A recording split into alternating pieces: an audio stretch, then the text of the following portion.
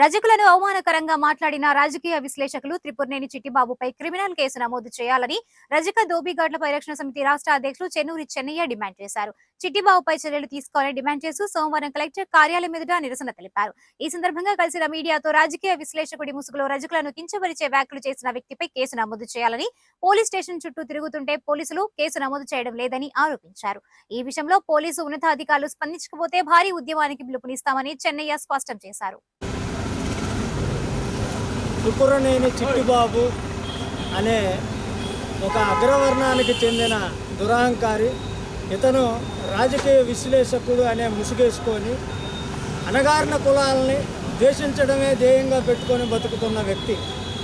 ఇతను హైదరాబాదులో ఒక యూట్యూబ్ ఛానల్ వారు ఇంటర్వ్యూకు పిలవగా ఆఫ్టర్ ఆల్ చాకలోడా అని రజక సిఐ గారు నిర్లక్ష్యంగా సమాధానం చెప్పారు. మరి 2019 కాలంలో రజకుల్ని చాకల్దానా చాకలోడా అని తిడితే జైలుకి మా గోడు వెళ్ళబుచ్చుకుందామన్న ఉద్దేశంతో ఈరోజు కలెక్టర్ గారి కార్యాలయం ఎదుట నిరసన కార్యక్రమం తెలియజేసింది. మా కార్యక్రమం యొక్క ముఖ్య ఉద్దేశం ఒకటే, ఇమ్మీడియట్గా త్రిపురనేని చిట్టిబాబుపై కేసు నమోదు చేసి అతన్ని కఠినంగా శిక్షించాలని మేము డిమాండ్ చేస్తున్నాం.